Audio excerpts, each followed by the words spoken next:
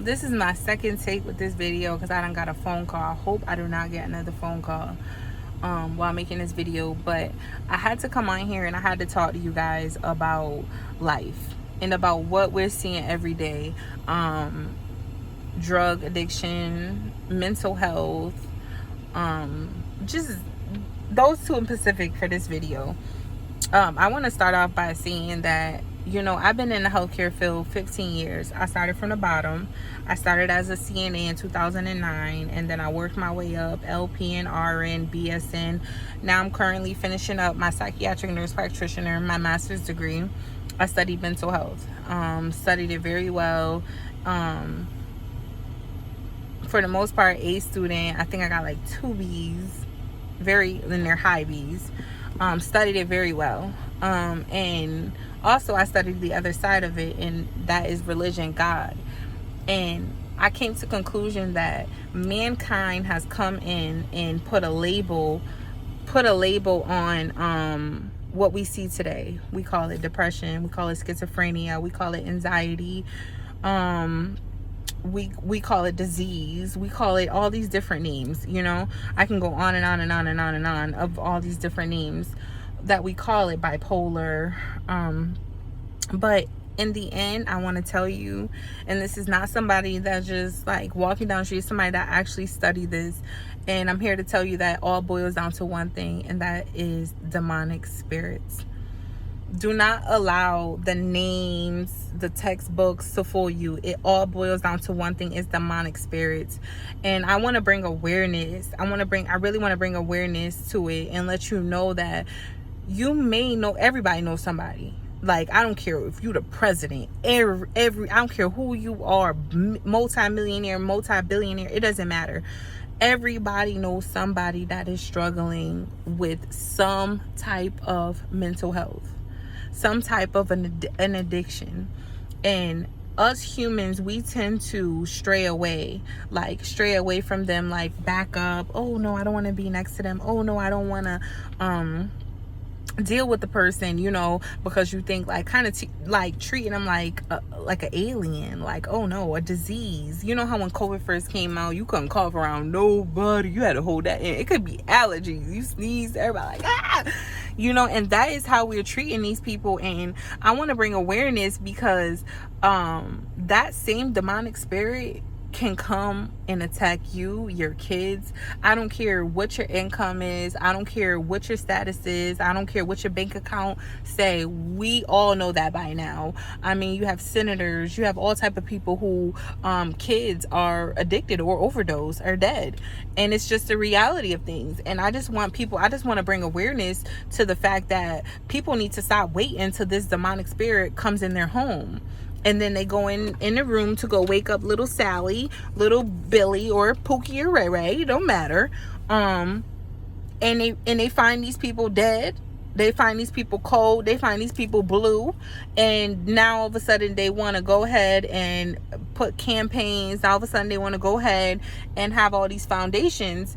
And it's sad that we, the people, have to wait until tragedy struck you for you to feel it, in order to have empathy, in order to have humility for humankind, and not just have it naturally. Like, why? And it's so crazy, like, because I love God so much, no matter where I am in life. Because right now I'm struggling with my own demons, and that's why I'll come on here, because I want to be able to make it a norm for people to know that these demons don't have, like, it's not a specific race, color, age, status, poor, I get all these emails, poor, or it doesn't matter who you are. These demons are everywhere, and they're coming to conquer. Like, Satan wants to take over the world, and people fail to realize is that he doesn't come for your house, he doesn't come for your car, he doesn't come for your bank account, he doesn't come for your clothes, your pocketbook, or any of that. He comes for the mind. He doesn't care about none of that stuff. He comes for the mind, because ultimately, if he can take over your mind, he can take over you. And so that's why you have these people that are struggling. We have these people that are struggling, and it's so sad because we, the people, humanity. I'm talking about humanity. It doesn't matter if you're black, white, Chinese, blue, green. We the people have to wake up. But it's not that easy, though. It is not that easy to just say, okay, I'm going to donate some money. I feel bad. Like, no, it's not that. We the people have to get close with God. Like, it's so important that you have to get close with God, because if not, let me tell you what he's gonna do. And I hate to be the bearer of bad news, but I don't know. Today he just decided, like, I'm gonna use you. You want to be used? That's why you be careful what you pray for. When you say, God, use me, I surrender, he will use you.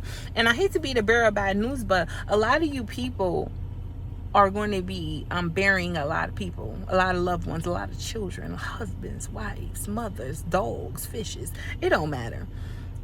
Whatever you are sitting there, like your child, as parents, majority of us, sad to say, but we love our children. We love our children. We say, to death, I would die for my child. And God said, oh, really? You gonna die for your child, right? Well, let me go ahead and let me take that from you. Because really and truly, you're not supposed to love your children like that. That same love that you be saying, you're supposed to have that for God. God said, don't put nobody above me. Now, it's sad to say, but y'all not supposed to put your kids before God. Your husband, nobody comes before God. And God is seeing that a lot of you guys are just living your life. You may not be killers, drug dealers, and murderers, and pedophiles. You may not be these bad people that we tend to just isolate and think that, oh, they're terrible people. You may not be that, right? You may get up and work a 9-to-5 job and think, and maybe even in church, paying your tithes. And you may think that, okay, I'm living a good life, but really and truly, you're not giving God the attention that he wants. God may be calling you right now, and you think, okay, because I'm not doing this, I'm a good person, I'm living right, and I'm gonna be okay. But no. God will sit there and snatch your child. A lot of people, I hate to say this, but you're going to be waking up to a lot of dead children. I'm sorry I had to be so blunt with it, but I got to get straight to the point. A lot of you people are going to be waking up, going in rooms and finding cold blue children. You can have 10 or 20, I said this in my last video, boxes of fentanyl. You're not going to save them. If you notice, right, and you look back, go to this channel. It's called Texas Pictures Documentaries. This channel, the last video I watched today was episode 186 of stories of people vulnerable coming out telling their story, and I take my hats off. You know, you telling your testimony. But a lot of them, if you listen to their stories, they all start off like, we were a normal family. We're a normal family. I can't believe this happened. I can't believe it. When it happens, you're not going to see it. But here's the chance for you to prevent it from happening. Is you guys need to start loving people. We have to start loving one another. When you see somebody out there that is struggling, and I don't care if it's alcohol, heroin, or even just a lost child in the world trying to gang bang or this, that, and third, and you just say, okay, that's them, that's their decision, that's them, they choose that, and you walk away from them, just know that God sees that, and God will turn around and make that same spirit that hit that child and that's affecting that child affect you. And then if you notice, a lot of these parents, now that's when they do the outreach. And that's when you see them having the foundations, because now they feel the pain. But why do we wait to feel the pain in order to have the love? Ask yourself that. Let's take a second and think, why do we wait to feel the pain in order to have the love? Why can't we just naturally have the love? Why do we have to bring that trauma to us? Okay, I'm gonna give you a prime example. My mother, she 9 to 5, bitch, straight one. I mean, go to work, home. She's not on social media, don't smoke, don't drink, don't hang out, none of that since I've been born. She's just a very straight and narrow person. My brother got into the streets. She didn't condone it. She was like, once she seen it, get out of here. But she still loved them. You know, it's her son. It's her only son. Still loved them. Still try to, you know, preach to him, keep him on the straight and narrow. But guess what? She didn't go to church. She didn't believe in God, none of that stuff. She didn't even raise us in the church. Didn't even teach us as kids about God. And then, unfortunately, May 5th, 2018, God called him home. He was murdered. Now all of a sudden I call my mom. Where you at? Oh, I'm at a group. A mother's group or some grieving group or some group where people lost children and now they come together. It's about like, I don't know, maybe about 6, 7, 8, maybe 10 of them. I don't know about the group, but it's a few of them. Then where you at? So and so died. Now she goes see the mother. They go out there, and my mother would have never done that if she didn't lose her son. You know how many of my brother friends who died, and my mother never ever went by nobody's house, never went to no group, never went to support nobody. But it took for her to lose her child to gun violence to now want to have the love. And that's just me just giving it a prime example that we the people have to stop waiting till the pain come to show the love. You see, and I think about that stuff, and I'm glad that God opened my eyes to it. And that's why now I try my hardest to go out and show that love, because I don't want to feel the pain. I tell God, I don't want to feel. What do you want me to do? What do you want me to do? I don't want to feel that pain. That's why, when you pick up your cross, you can't pick up your cross and walk over people. You got to pick up your cross and pick them up too. And I'll be like, that's a lot. It is a lot. It is a lot. But let me tell you something. It says in Matthew chapter 6, verse 33, seek my kingdom first and all things shall be added unto you. I don't have time for that. I got to go to work. I can't give my money to them. I got to pay this and I got to do that. When you stop being selfish, I can't get I only got $20. I need gas. I need this. I need that. I got to do it. When you stop and say, you know what? I may need to get some gas. I may need to do this, but look at them. And you start looking at people at their lowest and start having just a mustard seed of love. Watch how your life turn around. Watch how your life will turn around. Just having a mustard seed of love for people. And stop thinking that homosexuality, my son would never be gay. Oh no, my daughter would never be gay. What? I would never. Look at her. She done gave up her kids to for drugs. She on the street. She all dirty. Ooh, ew, look at, ew. Don't ever say never. I'm here to tell you, there was somebody in your predicament, in your shoes at one point in time that said those same exact words, and they are reaping what they sow. If you look at all these foundations and you look at the story of some of the people that's running them, 9 times out of 10, they have a story.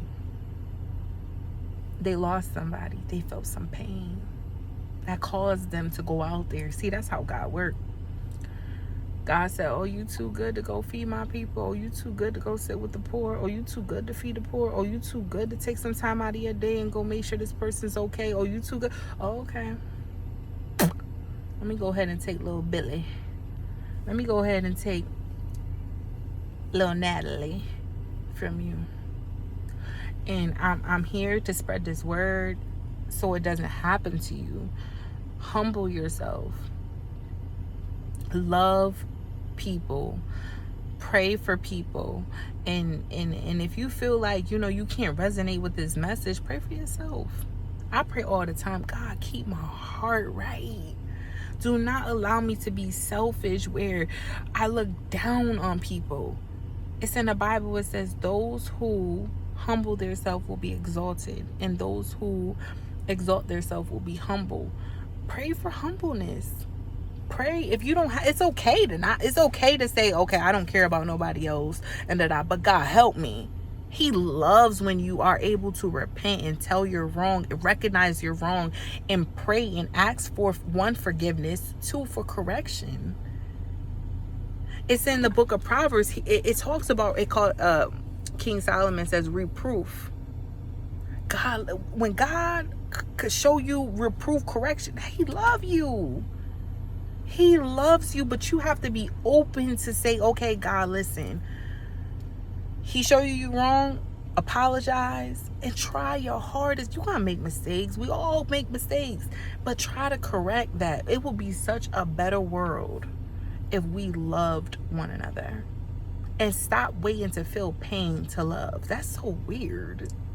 Like, you gotta hurt in order to love. Why can't we just naturally love? Why can't we just naturally have empathy for people who are down? Why do we have to look at them at like bugs or like a germ or like they're nothing? Because when you do that, you turn into nothing. Gotta have you somewhere in the room crying, ready to commit suicide, can't get out the bed, done lost 20 pounds, can't eat, looking sick. Why? Because you thought that you were on a high horse until my phone about to die. Until you got knocked down. Don't get knocked down. Love people. And let me tell you another thing before I end this video. Before you spread love, know this. You don't need to pull out your camera. You don't need to make a post. You don't need to take pictures. You don't need to call up everybody and tell them, I'm about to donate. I'm about to go cook and feed. I'm about to do this. No. Keep it between you and God. And watch how your cup overflow. Shh. Move in silence. Love in silence. And when I say love in silence, right?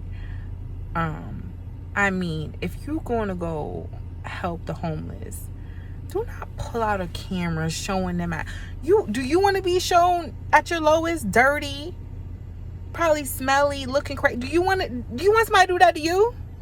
I do that to them. You can love them without pulling out your camera. That's becoming a thing now. I had to teach my son, like, because my son showed me, oh, this is so nice. They ordered 100 burgers at McDonald's and gave it to the homeless. Mom, I want to do it. I said, no, you don't. They had to show him in the Bible where that is, God don't like that. He looks down upon that. That doesn't impress him. That does not impress God at all. Because what you're doing is you're looking for views. You're looking for likes. You're looking for approval. And God is telling you, no. When you do that, I see it, and that's enough. I don't care about who see it, who like it, clickbait, and all. No. That's when you lose God. All them people doing that, they have lost God. All they got is y'all comments. All they have is y'all likes. Yeah, they get a couple dollars, but that's it. That's it. I can promise you that's it. They will never elevate in life. It may look like it because they got 10 million followers. It may look like it. But in reality, no. They're not stamped. It's not certified by God at all. So when you do something, just do it out the kindness of your heart. Don't talk about it. Give it and walk away. Don't look for nothing in return. Don't look for approval. No. Just say, God, I'm going to take this and give this in your name. And watch how blessed you are. People ask me all the time, you see me 1 minute she God, I don't do nothing for likes. None of my videos on here, and I have almost like 50 videos, I never say like and subscribe, because I don't care if you do it, because I'm spreading this word for God. If I go viral, I go viral. If I don't give. Listen, I'm blessed. I don't need to be the #1 YouTuber. Listen, to be honest with you, I never wanted to do this. God, the one who be putting it on my spirit to go and just talk, and I just do it. I just let it flow. I don't write nothing down. I don't put on makeup. Nothing. I just do it in the name of God. And I want to spread that word. Do it in the name of God. God loves you. I love you. I'll be back with another one.